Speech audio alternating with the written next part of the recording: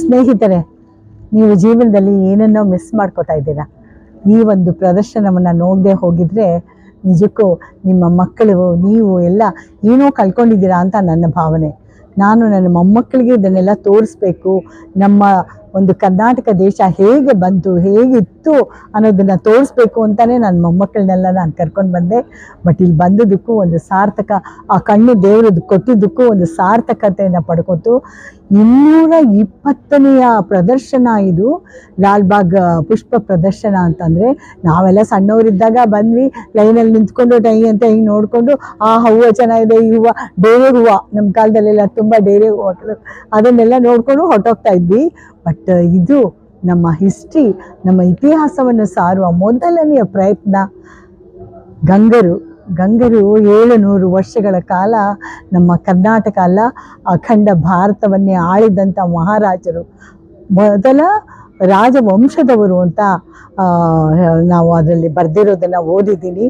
ಅದನ್ನು ಎಷ್ಟು ಚೆನ್ನಾಗಿ ಒಂದನ್ನು ಯಾವುದು ಎಲ್ಲೂ ತಪ್ಪಾಗಬಾರ್ದು ಅಂತ ಅದನ್ನು ಬರೆಸಿ ಆ ಬೋರ್ಡ್ಗಳನ್ನು ಹಾಕಿದ್ದಾರೆ ನೋಡಿ.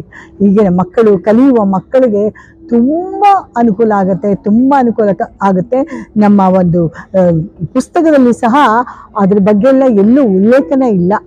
ನಾನು ಓದಿರೋ ಪುಸ್ತಕ ಹಾಗೆ ನನ್ನ ಮೊಮ್ಮಗ ಒಬ್ಬ 6ನೇ ಕ್ಲಾಸು, ಒಬ್ಬ 2ನೇ ಕ್ಲಾಸು, ಇನ್ನೊಬ್ಬ 7ನೇ ಕ್ಲಾಸು, ಒಬ್ಬ 10ನೇ ಕ್ಲಾಸು, ಈ ಥರ ಇದ್ದಾರೆ. ಅದಕ್ಕೆ ಕಸಿನ್ಸ್ ಮಕ್ಕಳು, ನನ್ನ ಮೊಮ್ಮಕ್ಕಳು ಓದ್ತಿದ್ದಾರೆ. ಬಟ್ ಎಲ್ಲೂ ಉಲ್ಲೇಖ, ನಾನು ಪಾಠ ಮಾಡ್ಕೊಡ್ತೀನಿ, ಕನ್ನಡ ಹಿಂದಿ ಅದೆಲ್ಲ ಹೇಳ್ಕೊಡ್ತೀನಿ, ಅವಾಗ ಎಲ್ಲೂ ಉಲ್ಲೇಖ ಇಲ್ಲ. ಈ ಥರ ಇಷ್ಟೇ ಇಸ್ವಿ ಅಷ್ಟೇ ಈ ಥರ ಆಳಿದ್ರು ಅಂತ. ಬಟ್ ಇಲ್ಲಿ ಬಂದಾಗ ಅವರ ಜೀವನ ಚರಿತ್ರೆ, ಅದನ್ನು ಕಣ್ಣಿಗೆ ಕಟ್ಟೋ ಹಾಗೆ ಅವರು ತೋರಿಸಿದಾರಲ್ಲ. ಎಲ್ಲ ಅಧಿಕಾರಿ ವರ್ಗದವ್ರಿಗೂ, ಯಾರಿಗೆ ಈ ಥರ ಒಂದು ಕಲ್ಪನೆ ಇತ್ತೋ, ಕಾನ್ಸೆಪ್ಟ್ ಅವರ ತಲೆಯಲ್ಲಿ ಹೊಳೆಯುತ್ತೋ, ಅವರೆಲ್ಲರಿಗೂ ನನ್ನ ಧನ್ಯವಾದಗಳು. ನಮ್ಮ ಒಂದು ಕರ್ನಾಟಕ ಸಾಮ್ರಾಜ್ಯವನ್ನು ನಾವು ಮರೆತದ್ದನ್ನು ನೀವು ಬೆಳೆಸ್ತಾ ಇದ್ದೀರಾ. ನಿಮ್ಮೆಲ್ಲರಿಗೂ ಇದಕ್ಕಾಗಿ ಶ್ರಮಿಸಿದ ಎಲ್ಲ ಶ್ರಮಜೀವಿಗಳಿಗೂ ಎಲ್ಲರಿಗೂ ನನ್ನ ಅನಂತ ಧನ್ಯವಾದಗಳನ್ನು ಹೇಳೋದಕ್ಕೆ ಇಷ್ಟಪಡ್ತೀನಿ.